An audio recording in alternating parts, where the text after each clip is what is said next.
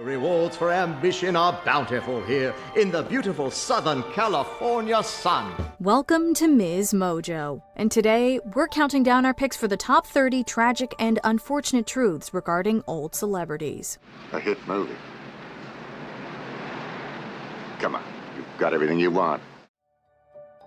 Number 30. Hattie McDaniel was segregated at the Oscars. If you don't care what folks says about this family, I does. I has told you that she can always tell a lady but the way that she eat in front of folks like a bird. And I ain't aiming for you to go to Mr. John Wilkins's and eat like a field hand and gobble like a hog. Hattie McDaniel made history in 1940 when she became the first African American to win an Academy Award, taking home Best Supporting Actress for her iconic role in Gone with the Wind. However, the harsh reality of that historic night was heavily marred by some intense prejudice. Due to strict segregation laws enforced at the Ambassador Hotel, McDaniel was barred from sitting at the main table with her co-stars Clark Gable and Vivien Leigh. Instead, she and her escort were relegated to a small, isolated table against a far wall in the back of the room. It remains a heartbreaking reminder of the era's deep-rooted racism, casting a dark shadow over her monumental triumph. And Miss Scarlett, she called him a murderer for teaching that child to jump.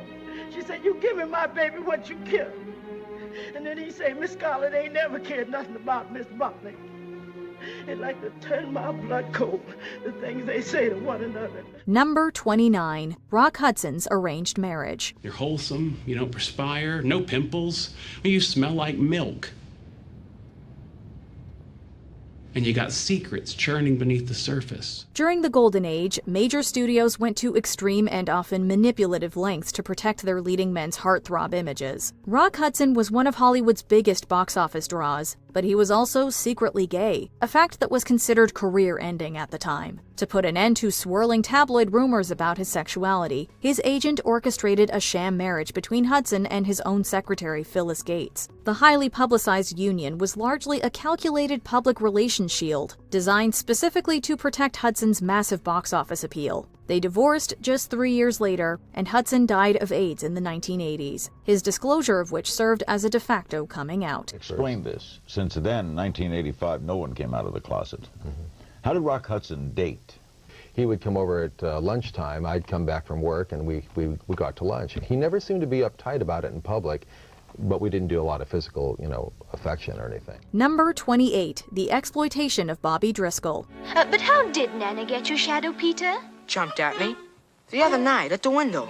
Well, what were you doing there? I came to listen to the stories. My stories? But they're all about you. Of course. That's why I like them. Child stars frequently face rocky transitions into adulthood, but Bobby Driscoll's fate is especially devastating. Known as a brilliant child actor and the beloved voice of Disney's Peter Pan, Driscoll was abruptly dropped by the studio when he hit puberty and developed severe acne. Ostracized by the very industry that once adored him, he quickly turned to hard substances to cope with the rejection. Tragically, Driscoll never got help and passed away at just 31 in an abandoned New York tenement. His body remained unidentified for over a year before his mother finally discovered the heartbreaking truth through public fingerprint records. That your long silver said, smart as paint. One more step, Mr. Hands, and I'll blow your brains out. Number 27. Clara Bow's ruined reputation. In 1931, a tabloid news sheet crossed the line. Salacious, vicious, and above all fabricated. The story would leave a permanent stain on Bow's reputation. Clara Bow, widely celebrated as the original it girl of the silent film era, was beloved for her carefree flapper image. Unfortunately, she soon became the target of some deeply misogynistic tabloid gossip. Vicious rumors, including a fabricated story involving a collegiate football team, were eagerly printed as fact by sensationalist publications. The intense media scrutiny, combined with the extreme demands of the studio system and her own untreated mental health struggles, took a massive emotional toll. Bow suffered a number of nervous breakdowns and retired from acting while still in her 20s, moving to Nevada with her husband and becoming a rancher.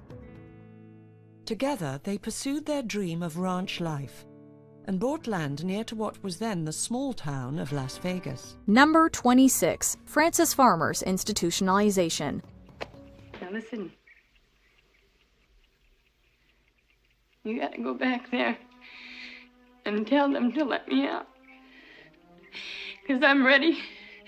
I'm ready to get out now. So you go back in there and you tell them that you're gonna let me out of here! Frances Farmer was a fiercely independent actress who frequently clashed with studio executives over the course of her career. Following a series of highly publicized arrests fueled by heavy alcohol use, Farmer was involuntarily committed to a psychiatric hospital. For years, she endured horrifying conditions and traumatic treatments inside the hospital, and it completely broke her spirit. She was so different by the time she got out that people believe she had a lobotomy, but this has been largely debunked by historians. Regardless, the treatment that Farmer was forced to endure remains one of the most deeply chilling and tragic chapters in the history of the classic Hollywood studio system. In plain language, my ice pick technique severs the nerves that deliver emotional energy to ideas.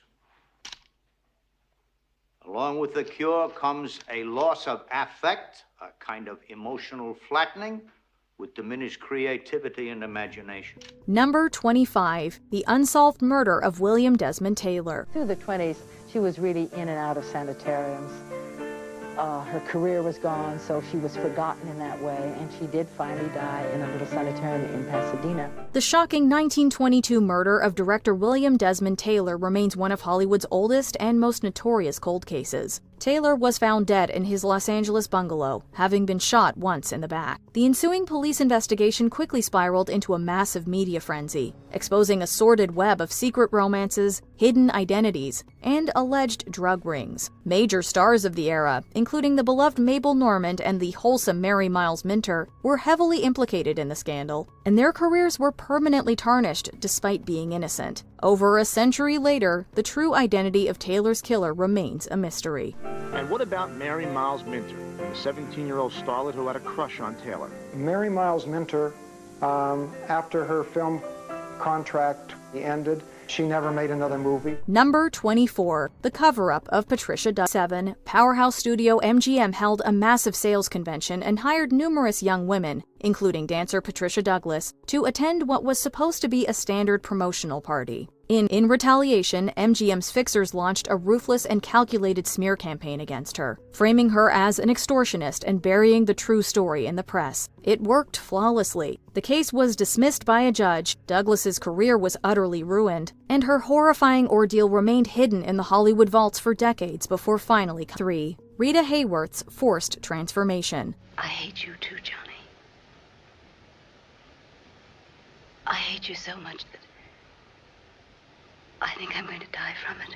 Before becoming one of the most glamorous pinup stars of the 1940s, Rita Hayworth was born Margarita Carmen Cancino. Proud of her Spanish heritage, the immensely talented dancer found herself pigeonholed by a prejudiced Hollywood system that only offered her, quote, exotic roles. To transform her into a mainstream leading lady, Columbia Pictures chief Harry Cohn demanded extreme physical alterations. Hayworth was forced to undergo agonizing electrolysis to physically raise her natural hairline, and she permanently dyed her dark hair that vibrant red. The intense pressure to completely erase her ethnic identity and conform to a manufactured standard of beauty left profound psychological scars on the legendary actress. Where do we go from here? Dancing around the world, Annie. On my feet. Number 22, Carmen Miranda's fatal caricature. America is a country that loves novelty. Carmen Miranda was the greatest novelty of her time. Carmen Miranda became the highest-paid woman in the United States by the mid-1940s, known for her vibrant energy and iconic fruit basket headpieces. However, the Brazilian bombshell was trapped by a caricature that Hollywood refused to let her shed. Desperate to prove her talent as a serious performer, Miranda was instead forced into playing a heavily accented comical trope. This intense typecasting, combined with harsh backlash from the Brazilian press, caused her severe depression. To cope with grueling studio demands and the emotional toll of her restricted identity, Miranda became heavily dependent on a dangerous mix of barbiturates and amphetamines. This devastating cycle of exploitation, overwork, and substance use culminated in a fatal heart attack at just 46 years old. Nobody knew that she had a heart ailment. She went home, and there were friends there, and they drank, and she sang, and she stayed up until 2 in the morning, and then she went up to her room and died there. So she kept being Carmen Miranda until the last minute. Number 21, Anthony Perkins's secret torment. Well, if you want anything, just Just tap on the wall. I'll be in the office. Thank you, Mr. Bates. Norman Bates. Anthony Perkins skyrocketed to global fame as the intensely creepy Norman Bates. But behind his massive on-screen success, Perkins carried a deeply painful secret that caused him lifelong anguish. Perkins lived in constant and terrifying fear of being outed by the vicious tabloid press, in an era when being gay was a career-ending prospect. Desperate to protect his public image and leading man status, he voluntarily subjected himself to damaging psychiatric treatments, including electroshock and conversion therapy. The horrific trauma inflicted by these attempts left lasting psychological scars on the actor, and he died without ever publicly coming out. I said, "What about you?" And he said, "Oh, I'm homosexual." And I tried not to do that, but I was completely surprised. And from then on, and he spoke about it completely openly. And I remember we were waiting at the airport, and he said that period of his life was over with. And I said, "Well, how come, Tony? How did it happen?" He said, "I just didn't want it anymore." Number 20. Merle Oberon hid her true ethnicity. Actress Merle Oberon was incredibly talented and widely known for her beauty. Madame Bernadotte, we haven't seen you in some time. How is your family? Very well, Your Majesty. Unfortunately, like her contemporaries, Oberon's image and background were seemingly under intense scrutiny and control by her home studio. However, it was eventually revealed that Oberon, who we now know was born in India, was also massaging the details of her own background. That included concealing her ethnicity as a mixed-race woman. She chose to stay quiet about her identity, reportedly to avoid Hollywood's racism. It wasn't until after she passed away that the truth of her parentage and heritage ultimately came to light. I beg that in your graciousness you grant your sister's requests, so that we may get on with this rehearsal. Number 19. Gene Kelly's mistreatment of Debbie Reynolds. For all the joy and tap dancing, making Singin' in the Rain was no picnic. It takes a lot of pain to create that much fun on screen. It was, I had blood in my shoes, and it was very difficult to do those numbers as fast as they wanted them and as long as they wanted, over and over and over and over. In fact, Debbie Reynolds would later liken it to childbirth. It didn't help that her male lead, dancer, actor, director extraordinaire Gene Kelly, was horrific to her on set. He criticized her dancing at every turn, and she was left in tears. It didn't end with the dancing either. When the actor, who was 2 decades her senior, unexpectedly tongue-kissed her during a scene, she was left feeling shaken. Even Kelly apparently acknowledged his behavior later, reportedly saying it was a wonder Reynolds still spoke to him. The Misfits Curse. By all accounts, the making of this 1961 Western was a grueling experience for all involved. Did I make the whistle? Almost, boy. You done good, though. But sadly, what happened to its 3 leads has enhanced the Misfits' reputation as a cursed movie. At the time, Marilyn Monroe's personal life was not in the best place, and both she and Montgomery Clift were dealing with substance use disorder. Clark Gable, for his part, passed away days after shooting was completed. Monroe would pass the next year, and Clift would only make 3 more movies, one of which came out posthumously, before his death at the age of 45.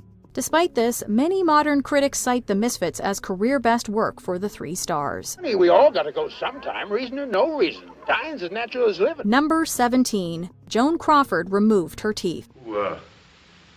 Are you pleased? I'm the stenographer. Many of us have our own insecurities about our physical appearance, and celebrities are no exception, especially the women who have societal expectations on them that men often don't have to deal with in the same way. And these expectations and insecurities can sometimes lead to rather extreme measures being taken to attempt to enhance one's appearance. And by my count, you're missing 6 molars? Extractions. What kind of medieval dental practice extracts 6 teeth without putting in implants? An example of which is Joan Crawford removing her teeth. No, she didn't take them all out, but in her early 20s, she did remove some of her back molars in an effort to accentuate her cheekbones. My agent told me if I wanted to work past 25, I should invest in a set of cheekbones. Number 16. The Conqueror Deaths. The cast of this misbegotten 1956 epic starring John Wayne as the titular conqueror Genghis Khan faced tragedy. There are moments for wisdom, Jamuga, then I listen to you. And there are moments for action, then I listen to my blood. I feel this Tartar woman is for me. Indeed, a little under half the artists who worked on The Conqueror developed some form of cancer. Wayne, co-stars such as Susan Hayward and Agnes Moorehead, director Dick Powell, and many others would eventually pass away as a result of the disease. Many attribute this abnormally large number to the movie being filmed near where extensive nuclear tests had taken place in Utah. Whether it was radiation or any number of complicating factors, the story is a heartbreaking one. Before that picture was made, I did the same scene in real life. It's 12 years ago. Cost me a piece of lung. Number 15. Judy Garland's terminated pregnancies. Studio stars were beholden to a very strict set of rules and regulations. If they wanted to work, their lives were basically at the mercy of the studio. Hey, she's having the same as me. Orders from upstairs. Sorry. Few knew this better than Judy Garland. Much has been made of her time at MGM, when she, and possibly Mickey Rooney, were allegedly fed pills that would contribute to their substance use disorders. But there's more. Garland's pregnancy in 1941 reportedly angered studio chiefs, but it also troubled her domineering mother, Ethel. Together, Ethel and the studio had Garland terminate the pregnancy. Garland would endure a similar scenario only 2 years later, after becoming pregnant by actor Tyrone Power. We pay you a great deal of money. You have an image to maintain. And you owe it to us to maintain it. Number 14. The story of Peg Entwistle. When it was first built in 1923, the Hollywood sign was just a promotional tool for a new real estate development in the growing industry town. Its now mythical status may sadly have been helped along by a troubling event. Good-looking kid like you think you just gotta show up and poof, you're a movie star, huh?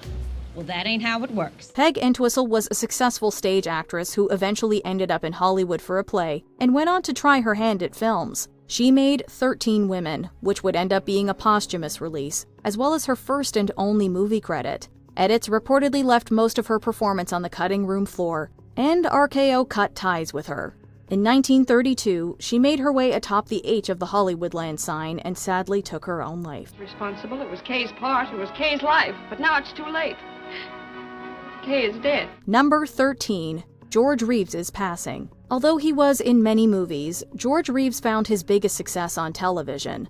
For 6 seasons, the actor portrayed the dual role of Clark Kent and Superman in Adventures of Superman. I can't remember anything after they jumped me in the cave. If I'd come 2 minutes later, you've been food for the fishes. Unfortunately, Reeves passed away in 1959 due to a gunshot wound. Though it was ruled as self-inflicted, the presence of things like mysterious bruises and extra bullets at the scene sent rumors swirling. Different theories spread to explain the death that pinned the blame on everyone from his fiancée to the husband of a lover. The case, and its puzzling circumstances, have been fodder for true crime enthusiasts ever since. It remains one of classic Hollywood's biggest mysteries. Number 12. The murder of Lana Turner's mobster lover. Glamorous MGM star Lana Turner was no stranger to publicity, but the 1958 murder of her abusive lover, Johnny Stompanato, brought the media scrutiny to new heights. Johnny. Bob. Johnny. I'm not Johnny. During a violent argument between the two, Turner's daughter Cheryl Crane killed Stompanato in what was ruled an act of justifiable homicide. The ensuing trial and media circus was the stuff of Hollywood melodrama. It was all made especially poisonous because Turner's emotional testimony didn't do much to quell suspicions she committed the crime and was letting her daughter take the fall. Despite vicious gossip, the two never wavered from the official version of events. I didn't come to bother you, or you won't. Not ever again. Number 11. The Fatty Arbuckle Trials. Stories of backstage debauchery fueled the national scandal involving Roscoe Fatty Arbuckle, who was accused of the assault and manslaughter of star Virginia Rappe. Fame and glory, and then the all-too-human tragedies that often wipe them out. The young silent film actress passed away in 1921 of a ruptured bladder and peritonitis mere days after becoming sick at a soiree of his. The illness was alleged to have been a result of an attack by the comedian. After 3 trials, Arbuckle was exonerated, but the public's perception of him was irrevocably changed. The circumstances surrounding Rappe's death became obscured by rumor, many of which were popularized in Kenneth Anger's highly exaggerated book, Hollywood Babylon. Oh my gosh, I don't think I should talk to you news fellows anymore. Number 10. Shirley Temple was almost assassinated. I eat watermelon and I have 4 years, sing Polly Wolly Doodle all a day. Shirley Temple was one of the great child stars in the history of Hollywood. She was also the target of an assassination attempt when she was young. So if the one you idolize is near you, a song of love will help you find the way. The perpetrator of the attempt was a sad and emotionally distraught woman who'd lost her daughter, supposedly at the same time that Temple was born. In her sorrow, the woman came to believe that Temple had stolen her daughter's soul and that targeting her would release it from her. The woman took out a gun during a live performance, but was stopped before she could fire it. It's a sad story all around, that thankfully ended without any physical harm to Temple. On the good ship, lollipop, it's a sweet trip to a candy shop. Later in life, the star was vocal about her experience with a predatory MGM producer. We got in the car driving home. I said, Mom, you won't believe what happened to me. Number 9. Montgomery Clift's life-changing car accident. A beautiful girl will place a garland of oak leaves on my sun-colored locks. I'd like to be that girl. Known for his roles in such films as A Place in the Sun and From Here to Eternity, Montgomery Clift was a big Hollywood star in the late 40s and 50s, until a car accident changed his life. Clift was filming Raintree County when, following a dinner party at co-star Elizabeth Taylor's house, Clift crashed his car into a telephone pole. Thankfully, Taylor arrived to help save his life. The accident required plastic surgery and 2 months of recovery before the actor could finish the film. Besides the changes to his appearance, the accident led to Clift turning to substances to dull the pain. He continued to make movies, but he was never really the same until he died at 45. You seem so strange. So deep and far away.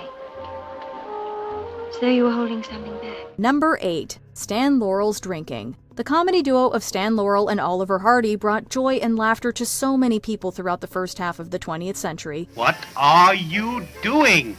I'm talking to you. What do you think I'm doing? But one person who wasn't laughing was Vera Shuvalova. Shuvalova was Laurel's third wife and the recipient of some very scary threats from the beloved comic performer. Supposedly, Laurel had a problem with alcohol, and needless to say, he wasn't a friendly drunk.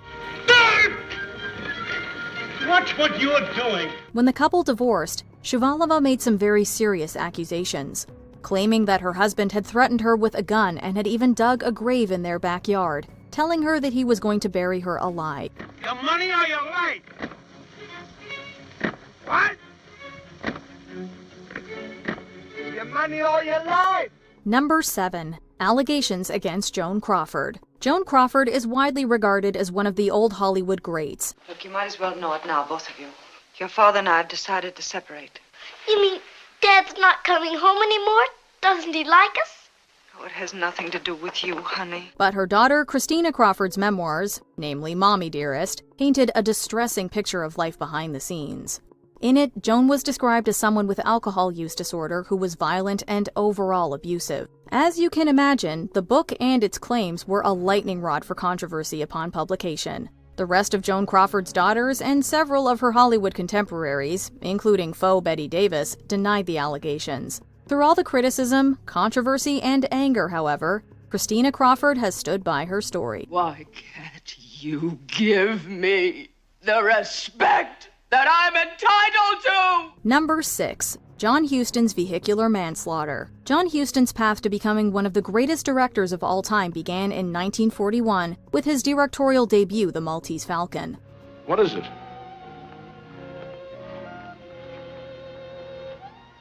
The stuff that dreams are made of. However, prior to getting his shot at directing, Huston spent the beginning and the end of the 1930s as a writer in Hollywood. What about the middle years? Well, Huston spent those wandering around Europe following the death of actress Tosca Rullian, a death that he caused while driving intoxicated. Although somehow a coroner's jury did exonerate Huston of any blame. There was a rumor that Clark Gable was the one that killed Rullian, and Huston was paid to take the fall. At the right time and the right place, they're capable of anything. Claude. But given that Gable was elsewhere filming a movie at the time, the rumor doesn't appear to have legs. I can manage well enough horizontally, but vertically I fall apart. Number 5. Marilyn's stuttering began after childhood trauma. A number of famous actors dealt with stuttering as children, including, as fans of The Big Bang Theory know, James Earl Jones. Is it true, as a child, you were a stutterer and were functionally mute for 8 years? It is true. But while people may be familiar with many of Marilyn Monroe's life troubles, did you know that she too stuttered growing up? I play the ukulele and I sing, too. Sings, too?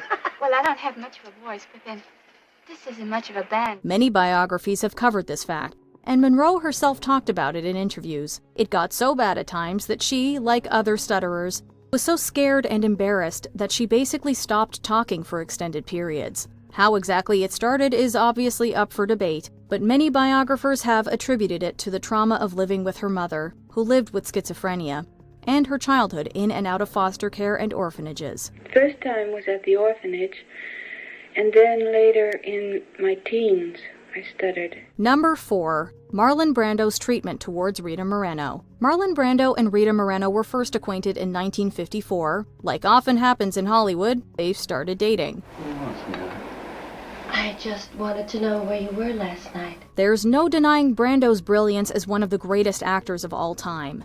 However, when it came to women, Moreno called him, quote, a bad guy. Besides the lying and cheating and bursts of rage, Moreno also revealed that Brando made plans for her to terminate a pregnancy while they were together, though it was dangerously performed and could have ended in disaster for her. It was all too much for the young actress, who has also been open about how the relationship led to her almost taking her life. That's how I tried to do it, and it really was an attempt to do that. Number 3. Hitchcock stalked his own actress. Besides a small, uncredited role in 1950, Tippi Hedren made her big screen debut in Alfred Hitchcock's 1963 film The Birds, and followed it up the next year in Hitchcock's Marnie. If you don't mind, I'd like to go to bed. You'd think that after having such success with such a great director that the two would have worked together again, but they never did. Although it wasn't because Hitchcock didn't like Hedren, but rather because he liked her too much. I started noticing that he kept watching me, staring at me. The director became obsessed with Hedren, and her time on both films was filled with emotional and mental mistreatment and unwanted advances from Hitchcock.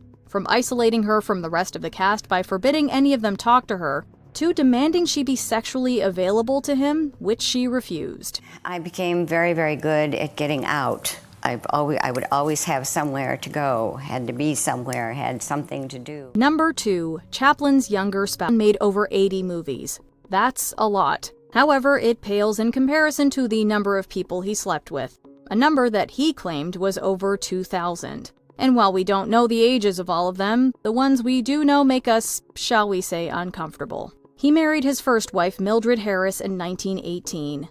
Chaplin felt forced into marrying his second wife, Lita Gray, when discovering that she was pregnant. In 1943, at the age of 54, Chaplin married for the fourth and last time.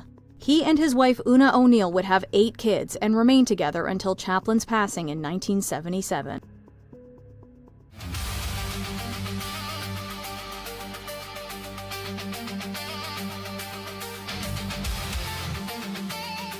Before we continue, check out this single from Sound Mojo's album Current, EDM Transformed.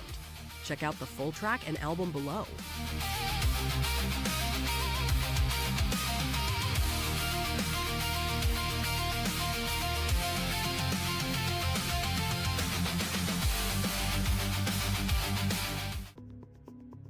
Number 1. Judy Lewis was the secret child of a huge star. Soap opera actress Judy Lewis's life sounds like the script from an episode of afternoon television. I wish you hadn't. Why not? Oh, I haven't let myself think about us. I didn't dare. But it isn't. Lewis's mother was actress Loretta Young, and her biological father was Clark Gable. However, Gable was married at the time. So attempting to avoid a scandal, Young hid her pregnancy and placed her baby into orphanages when she was born. After 19 months, Young adopted her daughter back. But her stunning resemblance to Gable meant that most of Hollywood knew the truth. Well, the first time I knew who my father was, I was 23, and I was 2 weeks away from being married. Young even had a 7-year-old Lewis get her ears pinned back in order to try and hide the similarities. Eventually, Young admitted the truth to her daughter and claimed that she wasn't conceived consensually. It wasn't until I was 31 that I finally did ask my mother and did hear the truth from her. But by that time, my father had died. Do you think classic Hollywood is glamorous, or are these truths too revealing? Let us know in the comments below.